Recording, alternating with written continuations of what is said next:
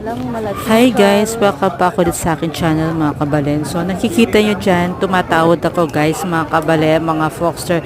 Siyempre alam nyo na, mahal ang bilihin for today's video. Kaya yan, tumatawad tayo sa halagang 80 pesos lang guys. So bumili ako ng carrots, repolyo, and calamansi for my pansit gisado for my cooking show later guys, mga kabalen, mga Foxter. So road to 260 po tayo guys, mga Foxter, mga kabalen, mga Foxter.